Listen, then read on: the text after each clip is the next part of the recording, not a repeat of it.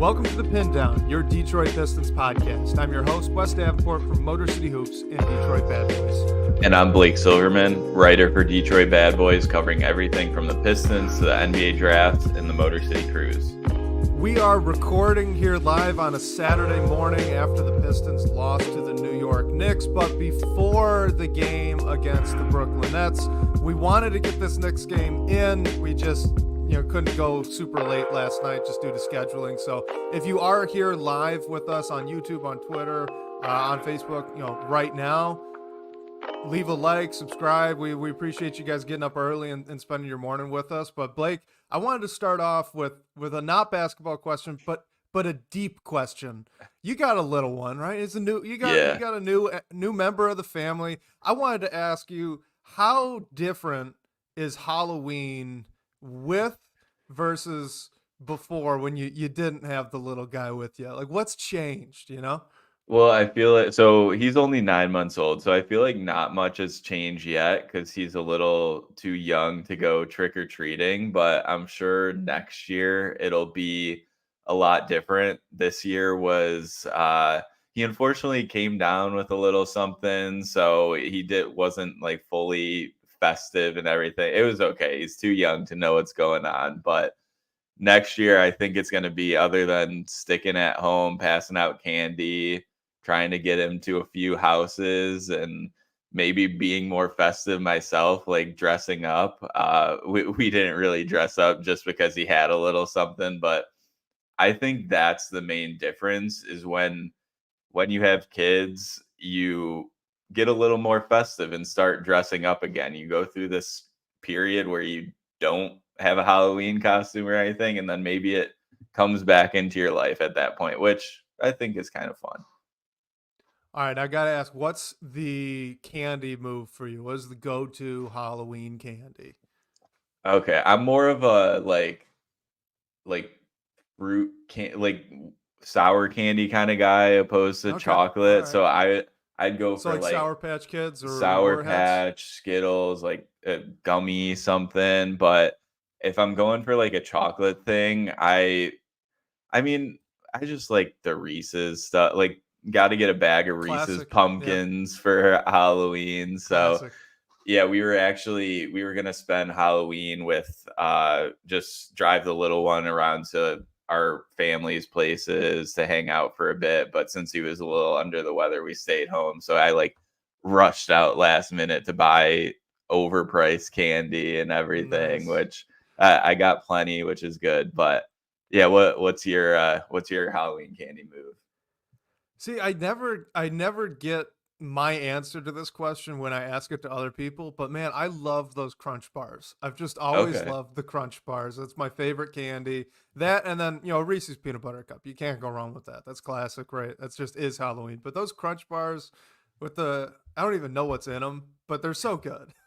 I've loved them. My wife loves, do you remember like the Bunch of Crunch things? Mm-hmm. Yeah, and those apparently were so good. Apparently they still make them. Like her coworkers were asking me what her favorite candy was for her birthday, and I said that, and they were like, they still make those, and somehow they found them. So yeah, if you're looking for a little nostalgia, those are still out there and they're still good. The Bunch of Crunch was back in college and in high school for a little bit. But when you're an athlete and you're just doing you're doing the sport all the time, you can afford to eat some really bad stuff with some regular basis. And man, when it'd get around Halloween time, I'd be just getting the box of the Bunch of Crunch, just walking around the school, walking around the campus, just pouring them in all day. I loved them so much. So I'm right there with your wife. Those are great. They remind me of a classic like movie theater candy, just in those like boxes, something you just grab before you head in. So yeah, I'm a fan of those too. Well, speaking of scary things, the Pistons lost to the New York Knicks last night. I know, I'm getting better at this, right? But so they lose to the New York Knicks 128 to 98. Honestly, that game probably should have had an even wider margin than the 30-point game that it was. At some points, I think it got all the way up to 35. really, the Knicks punched the Pistons in the mouth there early in the first quarter. Pistons never really recovered. Energy was low. Just a bad game. I don't want to spend too much time on this one, only because, well, I think there's quite a bit we could take away from it at this point. It was very much an outlier. I mean, energy and effort was a big problem against these Knicks. The Knicks are a really, really good team, but that's not the entire reason why they blew the Pistons out. The Pistons just kind of didn't show up for tip-off, so to speak, and that's not been something that we've seen through the previous 5 games that they had played. So, I don't want to belabor the Knicks game, but I think it would be good for us to dive in. So just what were your general thoughts, I guess, on how badly that game went, how quickly it went south, and then maybe we could dive into a couple of individual players too.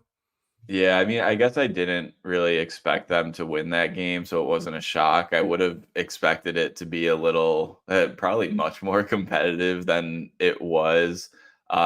Just the what sticks out to me, and it's not just the Knicks game; it's really every game is turnovers and defense. Against the Knicks, the Pistons turned the ball over 22 times, and Cade Cunningham only had 1 turnover, so a lot of turnovers from guys that you just can't have 3-4 turnovers from. I just thought it was a lot of sloppy passes, not making the right reads, things like that. And the Knicks only turned the ball over 9 times. So yeah, I just thought they didn't show up. I mean, that's a really tough team they played. They gave them a lot of open looks, and they paid for it. It was really as simple as that. I hope when they play the Nets on Sunday, it's a little bit of a wake up call, because yeah, you just got to turn around and go out there and compete. It was a tough one overall. It was tough to watch. I give anyone who stuck that one out on a Friday night a ton of props, but yeah, overall, I just think the continuing problems for me are turnovers and then defense. I mean, there's been making shots down the stretch as well for the Pistons, but at least they got that one win against the Sixers. But overall, I just think they need to figure out ways to turn the ball over less and tighten things up on defense. I mean, I wouldn't blame you or anyone else for having flashbacks to late last season while watching this game, right? I mean, I was having flashbacks to late last season. If you look through the box score, what jumps out immediately, like you said, is those turnovers. The 22 were huge, but it's who turned it over. It's guys you can't afford to turn the ball over, like Tobias Harris with 3, Jalen Duren with 3. Tim Hardaway Jr. hardly handles the ball at all for this Pistons team. He had 1. Jaden Ivey had 4. That's a little bit more excusable because he does handle the ball so much. But even so, 4 turnovers, not a great night when you've only got 2 assists. You jump down to the bench. You had 2 turnovers from Simone Fontecchio. Looks like 3 from Ron Holland, 3 from Malik Beasley. These are just the guys that you can afford to have turnovers with are Cade Cunningham and Jaden Ivey. And even then, you really want those guys to minimize it, right? Like Cade Cunningham only having 1 turnover against the Knicks. That's a pretty good game taking care of the ball wise for him. I think he struggled in other ways, but he at least took care of the ball well. Point is, you could live with it if he doesn't. You can live with it if Jaden Ivey doesn't. What you can't live with is your starting center who played only 18 minutes against the Knicks, having 3 turnovers and 2 assists. You can't live with that. You can't live with the rookie off the bench who really isn't doing all that much ball handling, having 3 turnovers. And this is stuff we've talked about before, right? You and I have, really hammered this point home late last season with some of the front court turnovers that were being generated even on nights where Cade was pretty clean. So this really was in almost every way a very similar game to what we've seen last season. Yeah, Bobby Bucket saying everyone but Cade had turnovers last night. Absolutely spot on. Derek Brown saying, what's up? What's up, man? I appreciate all you guys tuning in early in the morning with us here. But, the other things that go wrong, like you said, shot making, right? 32% from 3. Not great. The defense was atrocious. Maybe we can sit there for a second, and because we should talk about not just Jalen Duren, but also Tim Hardaway Jr. and Jaden Ivey, I thought were especially rough out there on the perimeter. But yeah, in almost every way, the way that they lost this game, the way that they got blown out, it looked a lot like what happened last year. And these were things that we've seen coming with the earlier games too. We've seen them struggle with defense. We've seen them struggle with turnovers and having cold nights from three. But the games were competitive because the effort and energy was there. And that just wasn't the case against the Knicks. Yeah, 100%. And Thomas Hardy brings it up in the chat, like getting beat on back cuts. I just thought against the Knicks for sure, it was a lot of losing your man, like guys not making the right rotation. And it Brunson just, got 4 total back cuts just with his defender sleeping. 3 of them on Ivy, 1 on Tim Hardaway Jr. Can't have it. yeah. And hopefully it's something like that's clear tape that you can go back to. And I mean, this version of the New York Knicks, it's the first time that the Pistons saw them, so maybe that's a little bit of an element to it. They just caught them. We know teams with a 5 who can step out and shoot a little bit. Hasn't been a great matchup, but yeah, I just thought overall it people were just like losing their man, getting a little bit lost on defense, and it leads to a wide open look. And that's as simple as it was. Like the Knicks were knocking their shots down, but it wasn't like they were just shooting out of their mind and the Pistons couldn't do anything about it. I thought that they could have stepped up and just like tighten things up a little bit more to at least make some of those looks a little bit tougher. And that didn't happen. Hopefully it's something that they can clean up. And I mean, they have a little bit better of a matchup against the Nets. I'm honestly a little more worried because the Nets look decent right now. And Cam Thomas is going to be someone that you have to contain. But yeah, overall, I thought it was fairly sloppy game against the Knicks. And it, hopefully this off day, you can look to it and come out just totally different in your next game. So let's sit on this defense point for a second because I think a lot of things went wrong. We're obviously looking in the chat, like you said, talking about back cuts, guys losing their man on the perimeter. Absolutely, I completely agree. I saw it too. So let's start there. Probably, maybe you'd agree, maybe you disagree, but I thought 2 of the worst performers defensively on the perimeter were Tim Hardaway Jr. and Jaden Ivey. So why don't we start with those 2? What went wrong there for both of those guys from your view? I think it was just like awareness and getting a little bit ball watchy. But honestly, I think just like stepping back, bigger picture, I think the starting 5 you're rolling out right now just might not lend you toward being a super strong defensive team. Like Jaden Ivey and Cade, although I think they've both played fine defensively this year, they're not perimeter defenders you're throwing out there, and they're not known as great defenders.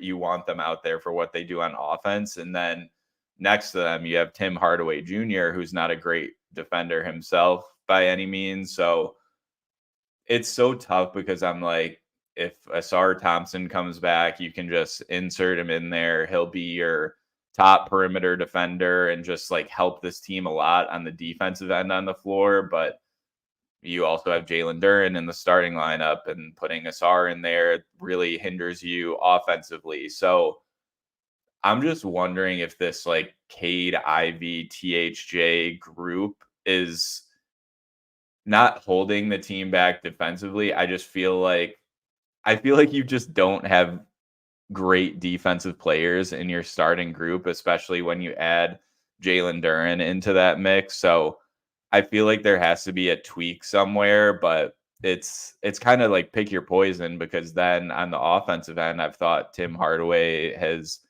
looked great at times, didn't have a good game against the Knicks, but yeah, it's like what do you want to do? But all I know is like something has to be done defensively to just help these guys out, because I feel like there's a lot of pressure on like Cade and Ivy defensively specifically, and I feel like that's not the best thing for this team to do. You bring up a really good point. I mean, you could expand it beyond the starting five, right? Look at this roster.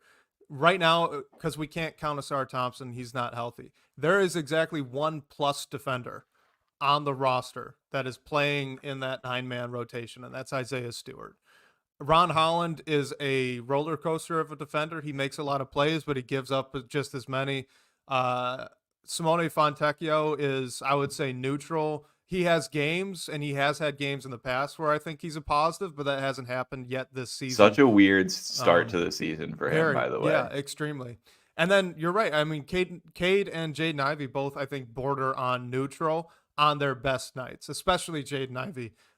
He's always been better on ball, pressuring the ball handler than he is off ball. And I think in some ways this was just a particularly terrible matchup for him. If you look, he had no answer for Jalen Brunson at all. And if you look at what Jalen Brunson did to him, it really was just he old man gamed him to death. You know, he beat him on the fundamentals, beat him on back cuts, used his body to create space. We didn't see Jaden Ivey doing anything that he's not been doing all season in this game, defensively anyway. I mean, the 4 turnovers was something we haven't seen him do yet, so that was new. But just speaking defensively with what he did against Jalen Brunson, it was bad, but it was, to me, it looked like it was bad more because of Jalen Brunson than really him. Whereas Tim Hardaway Jr., I was particularly disappointed in because of the awareness stuff off ball. With Jaden Ivey, that's all baked into the cake. We know that that's what we're going to get out of him. Generally speaking, Jaden Ivey's going to provide a lot of ball pressure. He's going to jump passing lanes. He's going to get some steals here and there. And then he's also going to, fall asleep off ball and give up some back cuts that way. And at this point, you just kind of have to live with it. That's just part of his game at this point. It's baked in, like I said. But Tim Hardaway Jr. is a vet. He should know better than to get back cut as often as he did. He should know better than to fall asleep off ball and just be late on a closeout like he was a few times against the Knicks. So all that's to say, on the perimeter, I think Ivy was a worse defender than Tim Hardaway Jr. against the Knicks. I'm less worried about Jaden Ivey defensively than I am Tim Hardaway Jr. based on this Knicks game, just because of those expectations. I'll let you respond to that, and then we should probably talk about Jalen Duren. Well, I'll kind of transition into that because I think, like you mentioned, Jaden Ivey, it was a lot of Jalen Brunson just going insane and picking everything apart. Game. It was a lot of fun if you were not a Pistons fan. But I just thought, like, if Brunson got into a pick and roll and called Jalen Duren up and he's in drop coverage, like Brunson got to that little like floater pretty much all day. Like he just had a clean look, and I felt like that killed the Pistons a little bit too. And we've talked before about like what you're giving up when you have like a big in drop, but that just kind of stood out to me yesterday. I feel like Brunson was able to either get that floater or get like a pass, whatever he was looking for, pretty easily. Yeah,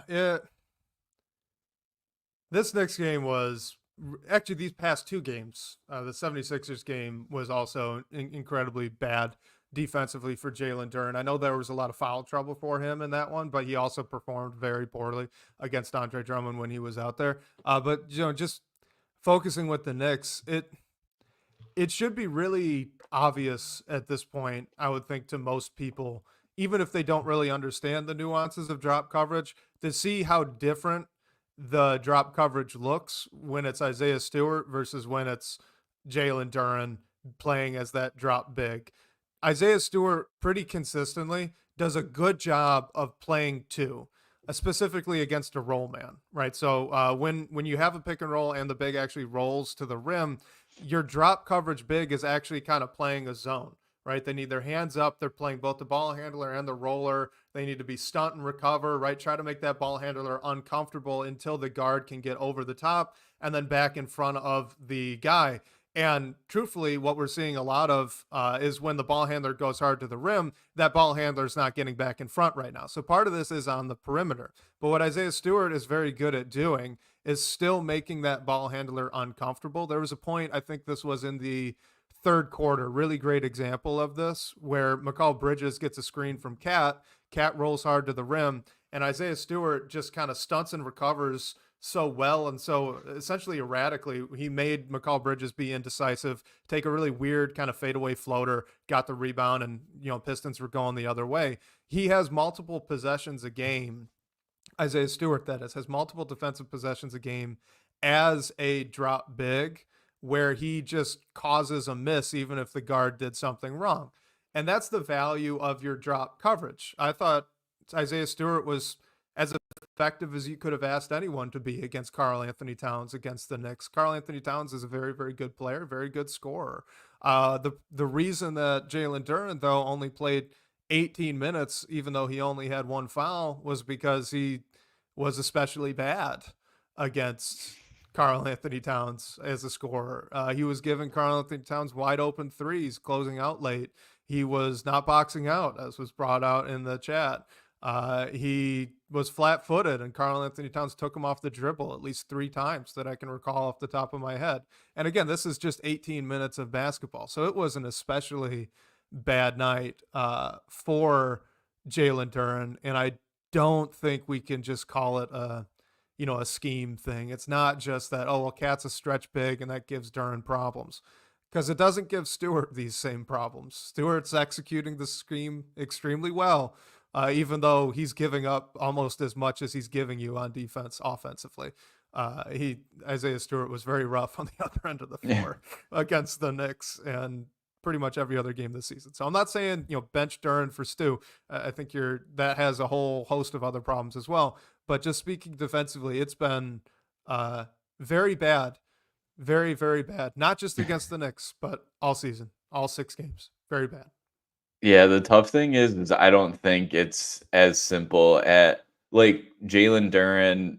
Yes, against the Sixers, he was in foul trouble and didn't get very many minutes. But yeah, 18 minutes against the Knicks. I think what we're seeing, and some of that was garbage time that influenced it, but I don't think it's as simple as just putting him on the bench for Stu and seeing how it works for a few games. Because I mean, ideally Isaiah Stewart is your backup big, and I don't think he is just a long-term starting 5. If you have to give him spot starts for a few games, like, that is what it is. But I don't know. I just think it's this group that they're rolling out right now is not sustainable defensively. But frankly, I'm just having trouble seeing what the solve is with this roster. And then I'm trying not to overreact after just 6 games, but I feel like once you get through that 20 game mark, a quarter of the season, and if we're still having the same conversations, I feel like you really need to evaluate whether it's not at the trade deadline this season, but heading into this offseason, like, what do you need to do to fill the gaps that this team has? Because I feel like they're just so glaring. And Thomas Hardy mentioned it in the chat, like Trajan Langdon, it's probably definitely seeing the same things, and we'll see how he's able to finagle it. But it just seems clear to me that the roster isn't what it needs to be, and I feel like there has to be some changes eventually. Still give it some more time, but yeah, it hasn't been great. You have to do something to make this team improve on defense. I'll be honest, I don't think it's an overreaction at all. Everything that you just said, I think that makes not only a lot of sense, but the fact that we can track most of this stuff back to last season. I mean, we could go back further too if we want to talk about the defensive performances of Cade Cunningham, Jaden Ivey, and Jalen Duren as well, Isaiah Stewart too. This has been pretty consistent throughout their careers. I think Cade and Ivey have both been better defensively. I'm not entirely convinced that it's anything that those two are doing differently, though. I think they're being put in much better positions. Where JB Bickerstaff is moving Cade off the ball defensively more often. It's letting him play a little bit more of that free safety. So he's making more defensive plays, right? He's getting more blocks. He's getting more steals. And I think that's generally a very good thing. That's what you want out of Cade, right? Jaden Ivey's almost exclusively the dog that they're sending lead ball handlers, right? He's pressuring the ball hard. He's picking up sometimes three-quarter court. He's just trying to make life hard for the opposing point guard. Is he still getting beat backdoor? Yes. Does he still make errors even while he's guarding the ball? Brunson caught him flat-footed a few times. Yeah, that happens when it's not just Jalen Brunson. So he does still have all these same issues, but they're both being kind of used in a way that sets them up to be far more neutral defenders than I think they have at any other point previously in their career. And you pair that with what they're doing offensively, then, great. You can work with that. You can work with your backcourt being neutral, especially if you can kind of move the chess pieces around like this. But like you said, it's a problem when 0 out of your starting 5 are plus defenders. It's a problem when 2 of your starting 5 are neutral defenders, because I think Tobias Harris has been pretty bad defensively so far this season too. And we talked about Tim Hardaway Jr. and we talked about Jalen Duren. You expand that out to the bench, like we've been saying, Isaiah Stewart's the only plus defender consistently on this roster right now. And we can track this all the way back to last year. So it's just, I don't think it's an overreaction. I think what we're finding out and what we'll continue to find out is if Cade and Ivey can keep up this kind of offensive production, this last game against the Knicks notwithstanding, I think both of them have taken a step forward on that side of the ball. So if they can both keep up that offensive production and continue to be roughly neutral defensively, I think what you're learning is, okay, if those are 2 guys that you're going to try to build around, you need an Asar Thompson out there. You need someone at the 4 who can actually guard down on the perimeter instead of potentially guarding up. You need a big that can erase shots because he's going to get a lot of opportunities to do so. It's not what they have right now, and that's obviously a pretty big problem. Yeah, and it's like the tough thing is, do you think you need to see what this roster looks like when Asar Thompson is back in order to maybe not make changes, but make up your mind that some sort of change needs to be made? Or do you just think it is what it is? The groups on this roster that have holes are never going to improve? Or do you think Asar could just improve the team context pretty quickly? Yes and no. Look, I think it's honestly a little too early to be talking about trades and what moves Langdon can make. Like you said, it has just been 6 games, and I mean, more than anything, it's just too early in the season for other teams to be willing to make trades. Mm-hmm. So at this point, it's not anywhere near trade season. This is the roster you got. I think you just roll with it. But I don't think that Asar Thompson is dramatically going to change the context here. I would be far more open to moving Duren to the bench if Asar Thompson were healthy. I do think that if you are inserting 2 plus defenders into your starting lineup, that could actually make a little bit of a difference here, right? If you were starting Cade, Ivey, Asar, Harris, and Stu, that's now 2 plus defenders, 2 neutral defenders, and then Tobias Harris is probably your worst one out in that starting 5. I do think that that's actually a material difference that you would see starting games. The problem then is now both of your plus defenders are in the starting lineup. So, how are you got to stagger them somehow now when we're looking at bench lineups, which is tough to do because Stu and Asar are probably the 2 bigs that make the most sense together, given both of their limitations at this point. We've talked plenty about how Asar and Duren is really a tough combo. I think with Stu's limitations offensively, you're kind of seeing problems with Isaiah Stewart with a lot of ball handlers who just need pick and rolls because he's not great at that. Long story short, I don't think that adding Asar Thompson just magically fixes things. Yeah. You could conceivably get off to a better start, but it has to be pointed out, you're giving up quite a lot offensively if you do that. Moving from Jalen Duren to Isaiah Stewart as your starting 5, you're losing Duren's ability as a screen setter and as a roller. He's a very good lob threat for Cade. That's an outlet. He's a very good lob threat for Jaden Ivey. That's a really good outlet for him as well. He's very good in the dunker spot. He's got soft hands. He's generally good at catching those dump off passes, which is a big plus. And then he's one of the best offensive rebounders in the league. So that's a downgrade if you're going to Isaiah Stewart. Yes, you're much better defensively, but you are worse offensively, especially with how Stewart's been playing on that side of the ball to start the year. And then same thing's true with Tim Hardaway Jr. As much as you're giving up defensively with him, he's been, 40%, close to 40% from three this season on good volume and with contested looks too. It's not like he's just getting wide open corner threes for every single one of these attempts. You're not getting that with Asar Thompson, and you're maintaining some of these same, you don't really want him putting the ball on the floor type of turnover concerns, even when you make that switch. So the point I'm making is, at this point, with the way this roster is constructed, with those guys specifically, you're trading off offense for defense if that's the way you want to go. And I'm very sympathetic to what they've been doing so far, which is just, our defense sucks. Let's try to score a lot of points.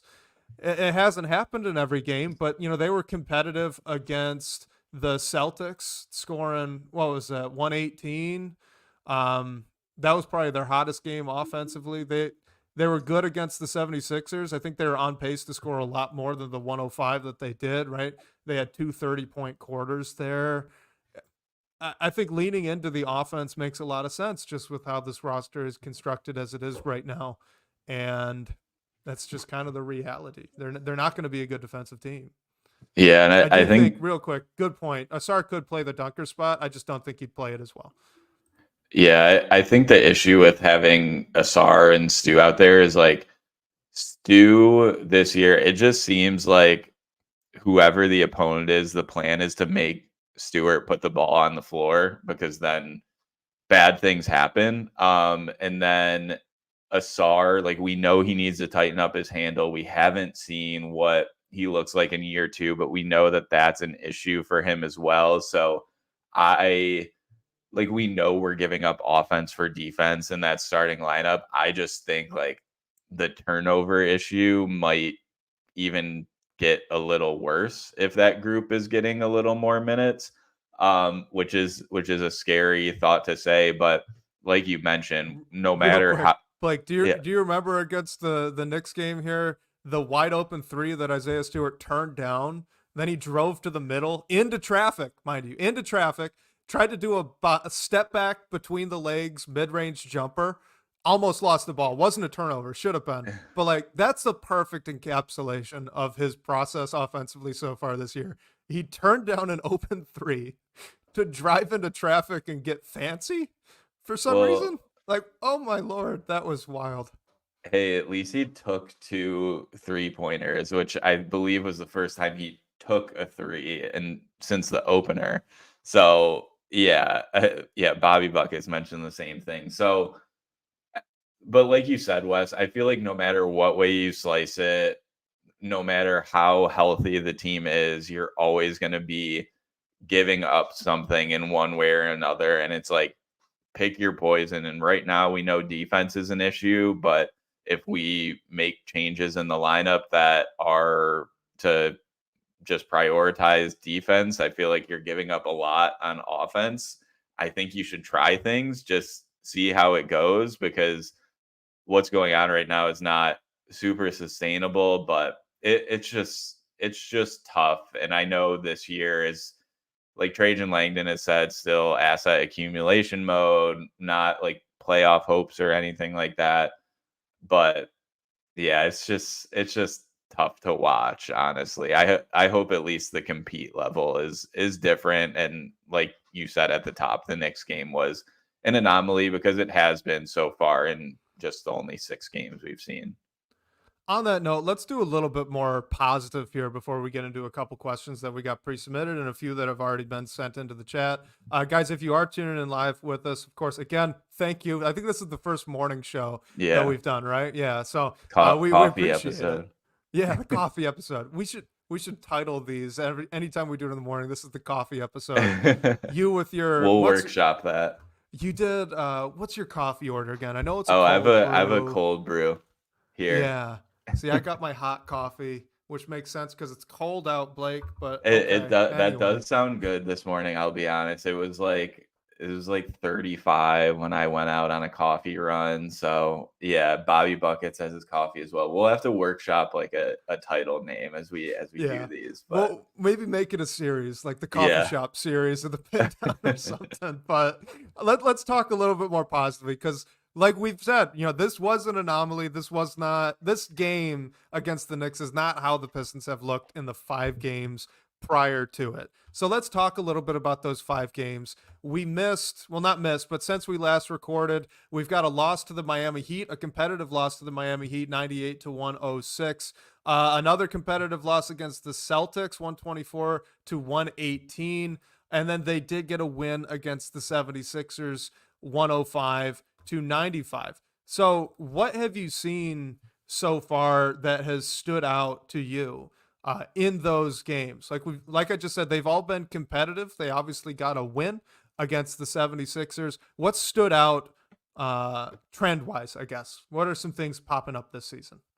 Man, I feel like I'm laughing at Bobby Buckets in the chat about Biggerstaff playing Tobias at the 5 against the Knicks. I thought that was, and then the second half.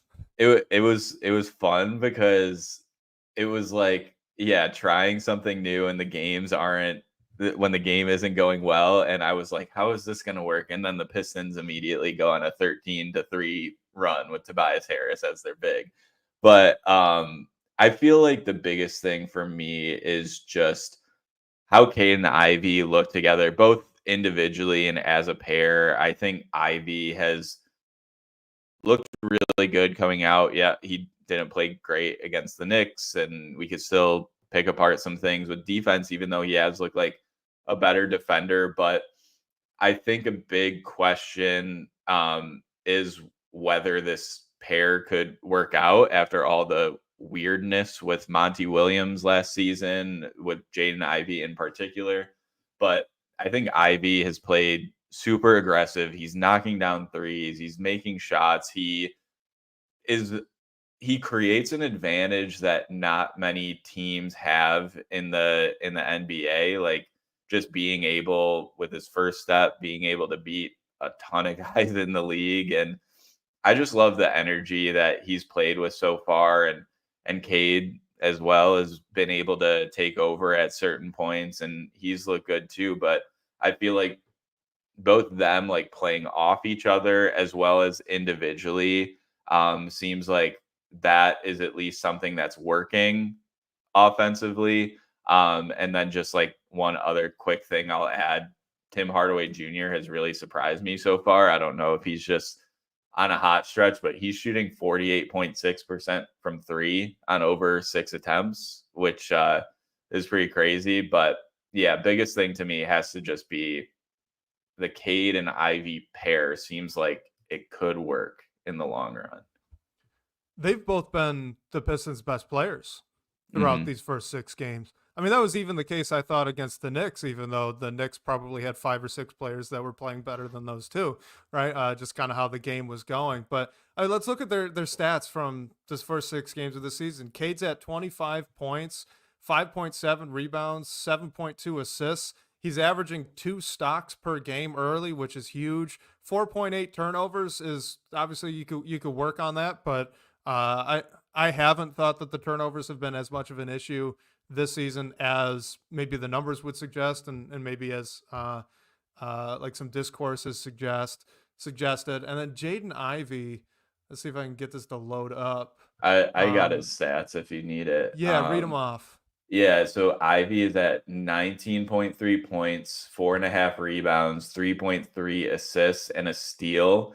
And he is shooting 43.8% from 3 on over 5 attempts a game.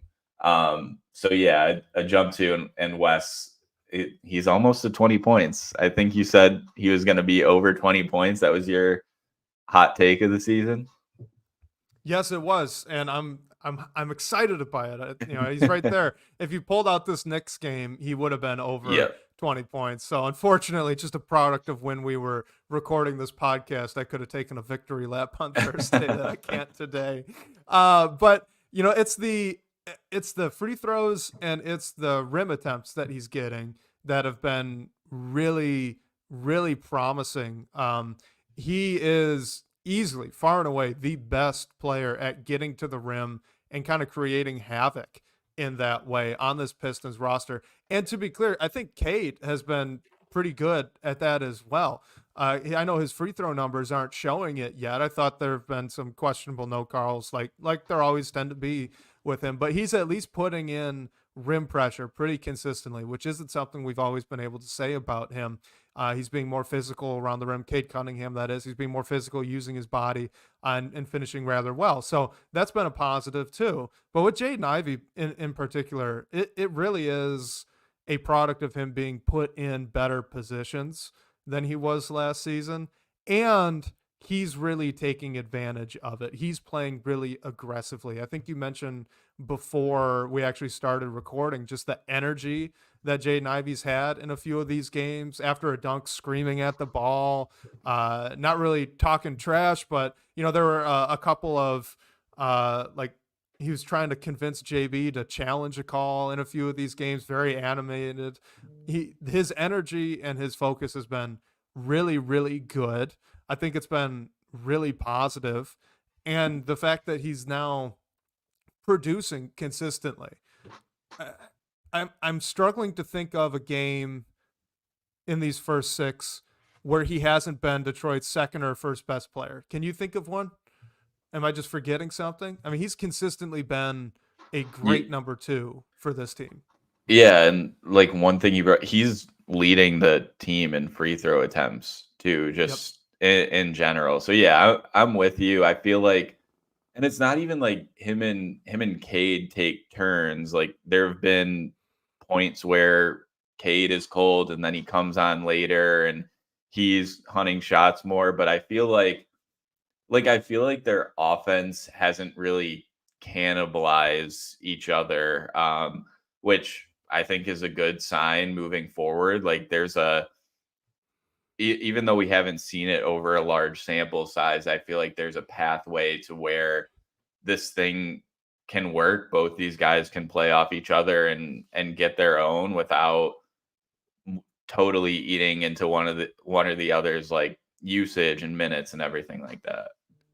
Yeah, and to be honest, it never should have cannibalized the other. They're different, very different players, and they should complement one another. Right. They're very different players offensively. They've always been very different players offensively. And I've always found it very odd that one of the most unusual parts of last season to me was Monty Williams basically saying that Jaden Ivey is purely an on-ball player. And that is the end of story with that. That is why he started the year coming off the bench. That is why even when he was starting games, they weren't getting staggered. I mean, I know that the conversation, at least coming out of the team, was always focused on defense with Jaden Ivey, right? But at the same time, just the way that they were used offensively, they being Cade and Ivey, it seemed very obvious that Monty Williams did not look at Jaden Ivey as anything other than kind of an on-ball point guard type player. And look, that's not what he was at Purdue. We've talked about this. That's not what he was at Purdue. He played the 2 at Purdue. Every now and then he'd get ball handling reps because he was their best player, but he was an off-ball guy. They were running him off Iverson screens. They're using that pistol action that we've now thankfully been seeing pretty frequently between him and Cade. Anything to get Jaden Ivey the ball already moving with an advantage. That's what the Purdue offense was doing. And then you saw it the rookie year. Those first, 10 games before Cade went down and got hurt? That was how the offense was running in Detroit too. That's what Dwayne Casey started to do. And only after was Cade out for the season did we see Jaden Ivey become, okay, now we're going to play him as a point guard. Let's get him to develop these ball handling reps. Even at the time, it was never talked about as Jaden Ivey just needs the ball all the time, and that's why we're getting him these point guard reps. It was Dwayne Casey saying, hey, this is going to be really valuable for Jaden Ivey to be able to do once Cade comes back, to give Cade a breather. And then Monty Williams comes in the next season and says, no. He didn't just watch because those 74 12 Yeah, games or he whatever. didn't watch the 12 games. That's what it must be. So the fact that we are now seeing that type of usage for Jaden Ivey, not only is it helpful for Cade, right? Because it does take some pressure off of him, but it's also using Jaden Ivey in the way that got him to be the number 5 overall pick and potentially could have gone higher. It's using him in the way that had so many analysts excited about his potential as a scorer. We're seeing all of that now, and I think that's incredibly exciting. We got a good question here from Jonathan Schwartz. Says, this maybe is jumping the gun a little bit, but he says, how far away from Derrick Rose is Jaden Ivey's ceiling? So I'll let you tackle that one. Oh gosh, that's a big one. I mean, I guess Jaden Ivey's ceiling is pretty high up there. So I don't know. I just think Jaden Ivey isn't gonna be like the on-ball offensive initiator to be the same type of player. But hey, man, like scoring wise, if he's around 20 points a game this year, Derrick Rose, and this was over almost like 15 years ago now, which is crazy, but his MVP season, he averaged 25 points a game. I don't know if Ivy can get up there at some point, but hey, he can sniff like 22, 23 points a game, and that's like he could be an all-star player at that point. So yeah, like Bobby Buckets brings up more Zach LaVine than Derrick Rose. I think that's a good call to just being that off-guard scorer, athlete, and everything. So yeah, it's an interesting one. Like right now, I feel pretty good about saying Jaden Ivey has a pretty high ceiling. It's just like, how high is it? What will it turn out into? Which is the $1 million question for a lot of guys on this team, to be honest. And just to back you up a little bit too, if we can remember back to that Derrick Rose MVP year and the year preceding and immediately following, he was kind of held back by that Tom Thibodeau offense. The Bulls played very slow. They did not have a lot of good shooters. It was very much a throwback kind of team in that way. And he was obviously the best player, the best scorer on that team. So I don't want to, none of this is to try and take away from Derrick Rose. This is more to say, Derrick Rose in a different situation probably would have been averaging 30 points a game, maybe even more than that if he had a system a little bit more set up for successful guard play, which he did not. I'm as big a Jaden Ivey fan as you're going to find. I agree with you. I don't think that the ceiling is all that close to Derrick Rose. Derrick Rose, as a playmaker, was far better. I think as a scorer, he was better. Jaden Ivey, even though he's been a lot more aggressive this season, I do still think that he could be taking more shots than he is. He's always kind of had that desire to be a passer. He seems to really love making plays for other people. I don't think he's any better than maybe average at doing that, at least not right now. But even so, he's not a guy like you can compare it to Ron Holland. When Ron Holland gets in the game, the ball's going up. Ron Holland gets an opportunity to shoot. He don't care. He's shooting the shot. It's very rare to see Ron Holland turn down shots. So that's a guy where you could look at it and, if X, Y, and Z go right, you could see, okay, hey, maybe he's got an upside as like a 30-point per game guy or something like that in the future. I just don't really see that as much with Jaden Ivey. I think Jaden Ivey his potential is a incredibly good second option for a very good team, while being an average defender and ideally a little bit above average as a playmaker for others. But his scoring is never going to be, even with Zach LaVine, right? I like his jump shot. I like Ivey's jump shot. I don't know if it's ever going to get to the level of Zach LaVine, what he's able to do off the dribble to create his own looks from three at this point, right? So, I like Jaden Ivey a lot. I don't know about Derrick Rose's ceiling. You got any more you want to add?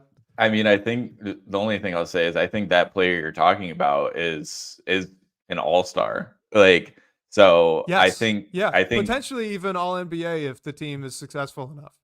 It'd be right, third team, but still. like Ivy, I feel like a lot has to go right. The team has to be a lot better for a number 2 to make an all-star team, but those spots that go to the Jaylen Browns, the like Zach Levine's made, Maxey, and everything like that. So yeah, I think he could very well make an all-star team at some point. I think we're probably years away from that, but I could see it panning out in the future. YouTube user says, "Remember that ceiling is not a likely outcome." I Correct. I want to disagree with that actually, only because if it's not likely at all, I don't think it's the ceiling. So that's not how. That's just never how I've looked at it. I don't like looking at prospects and saying, well, if by some magic they gain XYZ skill, they're going to be absolutely incredible, and that's their ceiling. I don't know. I feel like, at least in the past, I've gotten myself into trouble by viewing it that way. So, when I look at like Jaden Ivey, I think he could reasonably get to 24 or 25 points per game, get maybe 4 or 5 assists a night, and be very efficient in doing so with average defense. And that is what I would say his ceiling is, because I think he could actually reach it. I don't think he could get to 30 like Derrick Rose could have done, or a Russell Westbrook could have done, but I guess physically he's got the talent to do it. So maybe someone else would disagree. Even if he gets like just below whatever we're defining as his ceiling, though, like I feel like that's still a good outcome. Like if Yeah, Jaden Ivey absolutely. was just given the keys to like run with a team, like who knows what he could be, and maybe that's his ceiling individually, but yeah, just playing next to Cade, and if he is that number 2 option, I don't think, like, if you're looking just at scoring or whatever it might be, like, he probably won't hit what his true ceiling is, but I don't know, it's a deeper conversation. Sorry, trying to look up some stats real quick, because I've been trying to think as we've done this whole conversation, who could be a halfway decent like ceiling comp for Jaden Ivey. And I think I just thought of one. Pre-injury Colin Sexton, but Okay. slightly bigger and a little more athletic. So look, it was 24.3 points, 4.4 assists, 3.1 rebounds. He only turned the ball over 2.8 times, 1.2 stocks per game. Colin Sexton's one of those guys where he gets a lot of credit as a defensive player, but it's mostly just because he pressures the ball extremely well. He at that time and even now still falls asleep quite a bit, gets beat on back doors. These are all things that we say about Jaden Ivey as well. So like, if you added 2 inches of height to Colin Sexton and made him a little thicker, a little more bulky, and a better leaper, I think maybe that's the kind of ceiling that you could get to. But regardless, let's go to this one, and I mean you could comment on that comp too if you Oh, want, just no, for fun. that's a Um, good one. yeah, cool. All right. So, how improved Arcade and Ivy's defense this year? This is from Rames. This is a great question because I think their statistical output, both of them, have been better than they have been in years past. Excuse me. So, what do you think? What strides have they made so far defensively? Yeah, I think a lot of it is just the energy and different, like you have a new staff and everything like that. I think they're being asked to do a lot more. Like Jaden Ivey is guarding the primary option, and he hasn't been just a turnstile or anything like that. He makes whoever it is work for it. Does he make those mistakes at certain points? Yes. But similarly, like you said earlier, Wes, Cade is being put in that role where he's playing free safety a bit and gets to make some more plays off of that. Like so far through 6 games, he's averaging 2 stocks, and last season he was 1.3. So that's a considerable margin. We'll see how it changes as the year goes on. But overall, I think the just like the effort is a little bit up there. Maybe effort's not the right word, but energy just after a horrible season. I feel like it looks a bit different. And also just because of you don't have your Asar Thompson right now. The groups that they're playing in aren't defensive lineups by any means. I feel like it asks more of Caden Ivey, which I don't love, honestly, but I feel like they're doing a good job with it for the most part. Because of everything they're asked to do on offense too, you can't ask them to just be staunch defenders at all time or expect them to be. But I think with what they're being asked to do, they're doing a good job. And Jaden Ivey specifically being that on ball guy, not perfect by any means, but I think he's at least shown improvement as opposed to what we've seen over his first 2 years.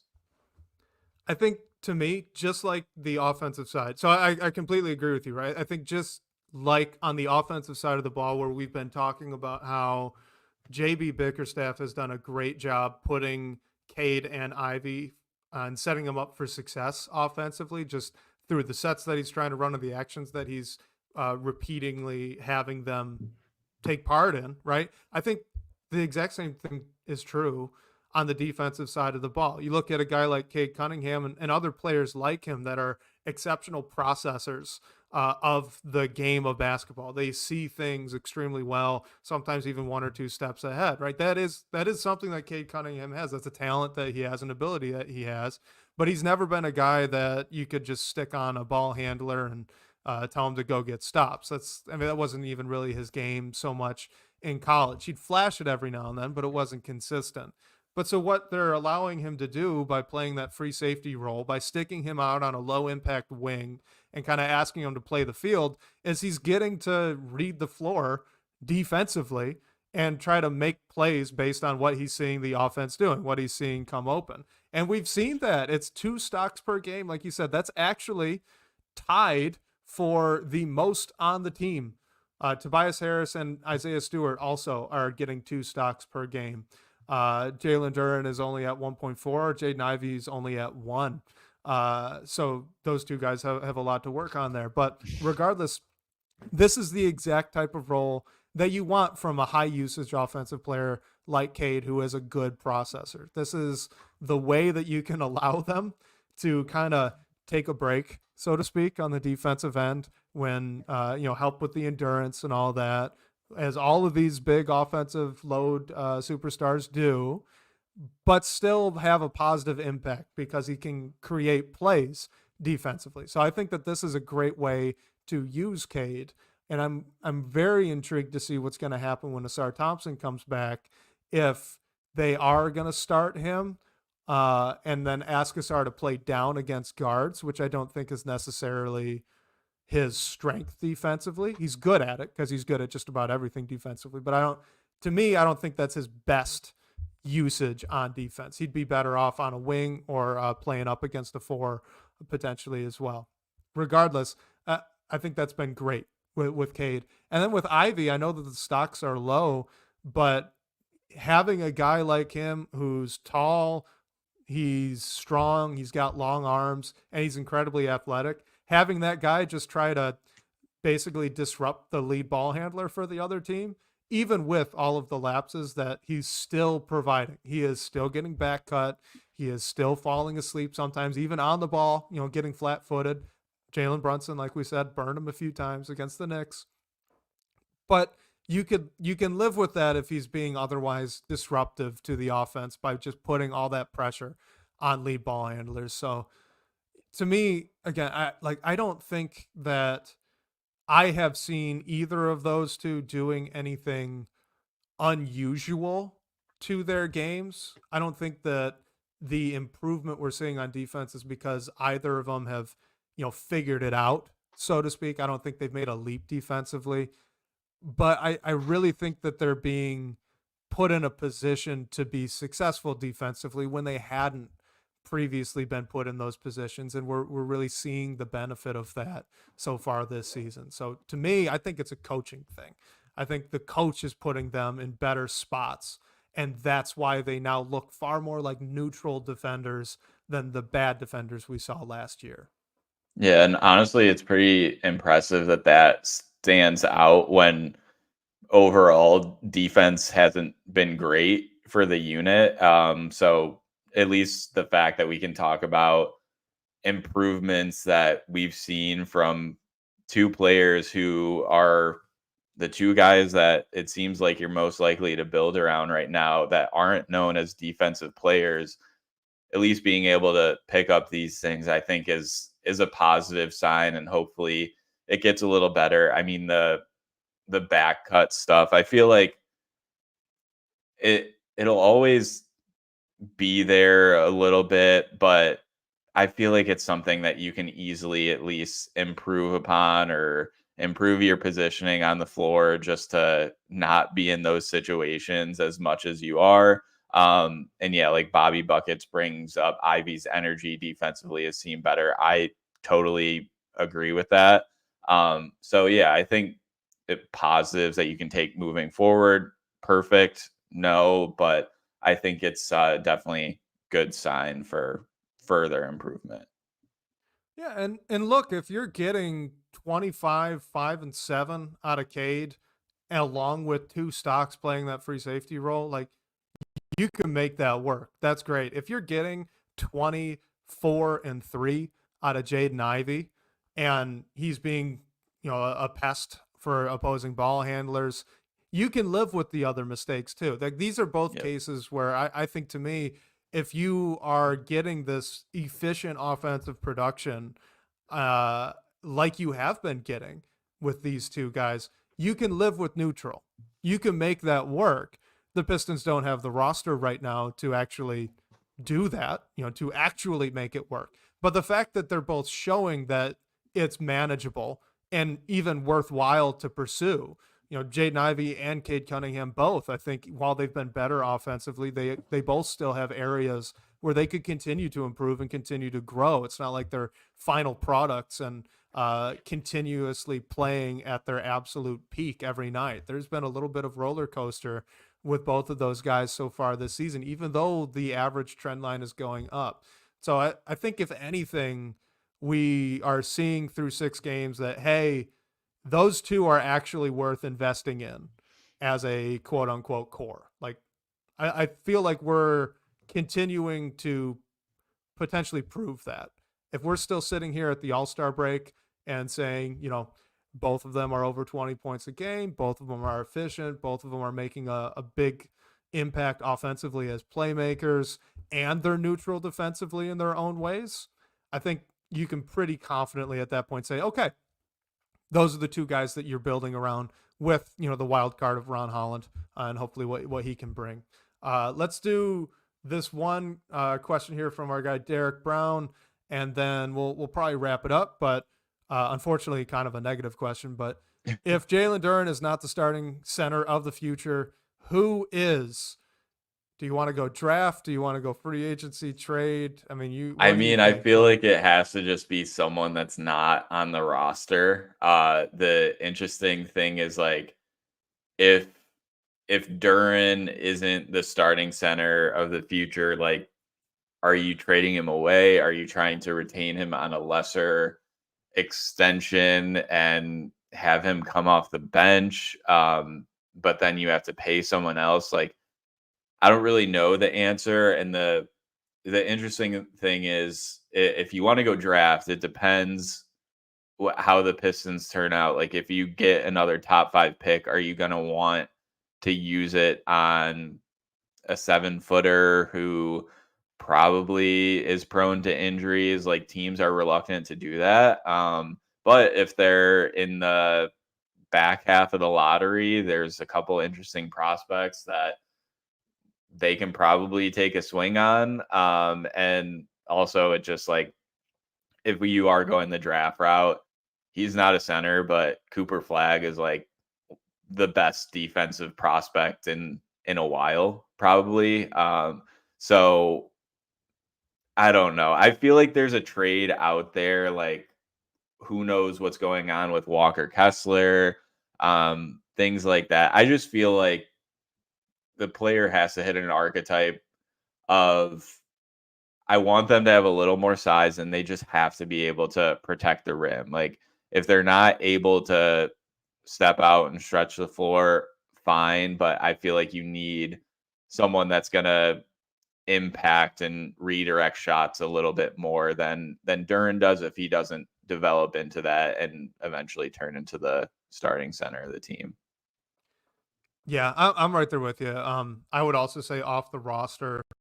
And then the question of where you would acquire that player, I do in part think it depends a little bit on Asar Thompson and Ron Holland this year. So Jaden Ivey so far, and assuming that this continues, which is an assumption, right? Maybe it doesn't. Maybe after this next game, his season just kind of tanks, and we won't be saying this at the All-Star break. But if Jaden Ivey continues to play as he has been playing, the Pistons are in a position where you've got two guys that you're very confident in building and structuring a roster around. If Ron Holland can continue to improve, where you could go into the offseason thinking, okay, next season he's going to earn some starting minutes at the 3, which I think is on the table. He's been impressive so far, even though there have been some rocky moments. I think it's been more good than bad so far for Ron Holland. If Asar Thompson, when he gets healthy and he gets cleared to come back, if he proves that he should be in a tier along with Jaden Ivey more so than Isaiah Stewart, then I think I'd be a little bit more open to looking at the draft and specifically for a 4 or 5 in particular, to try and, I guess, round out maybe a young core of 5 young players and try to fill the bench with a bunch of vets and build it out that way. But honestly, either way, regardless of what happens here with Asar Thompson, I would have a pretty strong preference to going maybe the free agency route. Just get a guy who has proven that he's a good defensive big and a good role man and is consistent. More than anything else, that would be incredibly impactful to this team, provided they have size, like you mentioned. Right? Isaiah Stewart, part of his limitation is that he's not all that big. So as a rim protector, he's sufficient, but he's not incredible at it. Where if maybe you added another, 3 or 4 inches of height to him, he actually would be fantastic.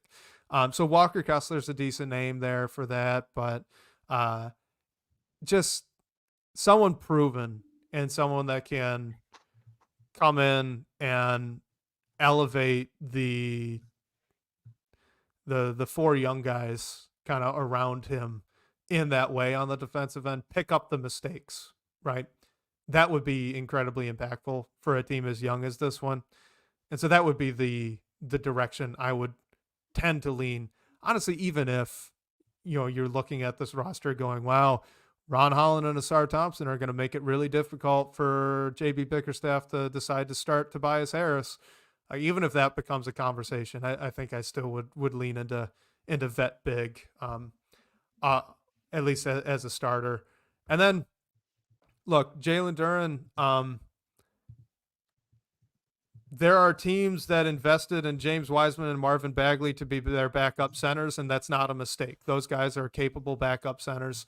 And I think that even if Jalen Duren never figures out his defense, never figures out how to be a neutral to plus defender, what he can give you offensively is still worth having off the bench, because there just aren't a ton of playable NBA big men in the NBA. There's a reason that if a guy in the G League suddenly blocks a lot of shots and rebounds a lot of balls, that he immediately gets a call up somewhere. There's a need for these type of big bodies who can actually play rotation minutes. And at a minimum, Jalen Duren is capable of doing that. So he's not a lost cause rotationally. It's just a question of whether you'd have that or Isaiah Stewart as your backup 5. And that's a totally different question. I don't even want to touch on it right now. So I don't think that Duren's a lost cause or even a bust. If you get a backup out of the 13th pick in the draft, that is a success. So I don't even want to call him a bust. He brings a lot of value offensively, but defensively it makes it tough to play him 30 minutes. It makes it tough to pay him a big contract, those types of things, which is just kind of the unfortunate reality. Yeah, and the thing even though you want to see these steps, like you still have some time. Like you don't have to give them a contract extension this offseason. It makes things a little weird and uncomfortable if you don't. But I think the more interesting one is like Ivy, honestly, because I think if we we, got to pay him if he yeah, plays, if he keeps this up. If he exactly. doesn't, then no. But And then it's like, is it weird if you pay Ivy, but you don't pay Duran? Like, I mean, I'm almost wondering. We have what, 76 more games to go. So there's a lot to be said, but I'm wondering if you do see Jalen Duren as maybe not the starting center of the future, but you still see somewhere on the team for him, like a defined role, like is he okay with taking an Isaiah Stewart type extension that isn't, I mean, it's nothing close to the max, but it's still a decent amount of money and it's a real NBA player, but you can't pay all of them. I think the most likely answer is eventually one of these players, the young guys, has to either the Pistons move on from him, there's a trade, whatever happens, but yeah, it's interesting, and we saw it with the Rockets when they were eligible to extend both Sengun and Jalen Green, and there was some weird stuff going on around with that, and they eventually both got some sort of deal. But yeah, I don't know. I just think if what we're seeing from Jalen Duren on the defensive end specifically keeps up, there has to be some other answer that's not on the team right now. But that doesn't mean that there isn't a role for Jalen Duren because, like you said, Wes, everything that he brings on the offensive end and how he plays with Cade as a P&R partner is great. So it's just a tough and weird situation. I hope we can at least, as we get towards the All-Star break and into the end of the season, I hope we can at least see some sort of definition on how it's going to shake out, even though it'll be a bit uncomfortable no matter what. so we've gone a little long. Again, if you guys are still sticking with us, we appreciate it. We got one more question, just kind of a fun, dumb Detroit sports question. But before we do that, I do just want to spin this, what we've been talking about with Duran, Ivy, and the play of all these young guys so far this season. I want to spin it positively because I do think that there's something good that's coming out of it. And the good thing that's coming out of it is that we're actually learning what these guys Right. are right now. One of the biggest problems last season and one of the biggest problems the season before that due to Cade's injury was just that you could not get a great read on who these young players are, especially last season with Monty Williams. Monty Williams is not the reason that the Pistons were the worst team in the league. They were the worst team in the league because their roster was the worst roster in the NBA. But what Monty Williams did poorly was putting his guys in positions to succeed, even despite that. So this is not saying that Monty Williams did well. Monty Williams was very bad last year as the Pistons coach. But because he wasn't putting Cade Cunningham in a position to succeed, because he wasn't putting Jaden Ivey, Asar Thompson, Jalen Duren in positions that match up well with their strengths on the floor, we were not able to actually get this sort of definitive feeling about who they are right now and who they might become in the future. And that's not true anymore. We are seeing that. We're seeing Jaden Ivey being put in a good position offensively and going, wow, okay, maybe he's got something. Maybe this is something that the Pistons should be investing in the future. Maybe he does deserve that extension. We're getting Cade Cunningham put in positions defensively that play to his strengths, and we're going, hey, wow, maybe he actually can be neutral defensively. Maybe he can make some plays while still being a 25-point per game scorer, right? And then on the flip side of that, we're seeing, hey, Jalen Duren's being put in positions that should play to his strengths defensively. He's playing almost exclusively drop coverage, and we're even seeing that off the bench with Isaiah Stewart. The entire defensive scheme is drop coverage, and I don't even think that's the best move for a guy like Isaiah Stewart. But you know about Isaiah Stewart. So they're tailoring everything defensively for Jalen Duren. They're having Jalen Duren kind of every now and then play that hub offensively as a dribble handoff guy. They're doing a lot of dunker spot action and a lot of pick and rolls for him. So we're learning about Jalen Duren. We're learning about all of these young guys. The unfortunate side of it is that not all of them are being, successful in these new roles that play to their strengths here early on in the season. But the good thing about it is that we still are learning we're still getting this information that's incredibly valuable for how we as fans are watching the game and trying to project out, which is so fun to do when you have so many of these young players. So I think at the end of the day, even though 100% of the young guys are not being successful, the fact that we're actually seeing them in the positions that they could be successful in and then being able to learn from that just by watching, I think that's an incredibly positive thing, even though, like I said, it's not like everyone's succeeding, which is a bummer. Yeah. I mean, honestly, I can't say it any better. There was obviously after the PTSD with Bonnie Williams and everything that Right. happened last year, it was honestly a big question going into the year. Like, will Jaden Ivey be put in positions where he's able to succeed? And it's not a question on JB Bickerstaff. It's just a question based on everything that happened previously. So I think it's good. Like everything you said, we're seeing those things and these players be put into situations that complement their game. Even the roster complements their game much more than it did in the past, which is huge as well. So yeah, we're gonna be able to answer a lot of questions on these guys. I think the one weird one is Isaiah Stewart, but like you mentioned, the defensive coverage is being tailored towards Duran, and it, His offensive problems are on him. I'll be honest with that one. Isaiah Stewart's just passed up way too many easy shots. I think it was Bobby Buckets that said his process offensively should basically be catch ball, if open, shoot. Yeah, pretty much. There really shouldn't be much else there for Isaiah Stewart, but that's not how he's been playing, and it's on him, not on JB at all. So we're learning that too. yeah. Well, So whatever.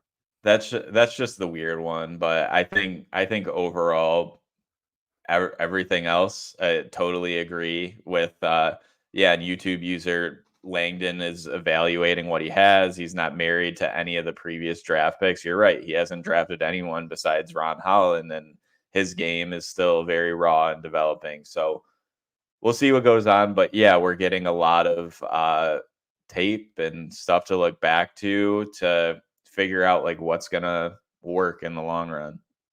Usable tape at the end of the day is a very good thing. We had 82 games of unusable tape last year, so it's nice to have 6 of actually usable tape. Let's just close it out on this kind of a fun one. Go Lions. Art Vandalay 81 says, will the Lions swing a trade for an edge rusher? Who will it be? Look, I think that maybe this question was supposed to go to Pride of Detroit, the SB Nation blog there for the Lions. Don't know why. Maybe he just had the colors mixed up. It's a dark blue versus kind of a light blue. Maybe that's what's happened here. But Blake, what do you think? They trading for an edge rusher or not? I feel like they have to. I'll be honest, I don't know. Like I know Max Crosby is the name, but who knows if he'll actually be available. And I saw some other guys floating out there.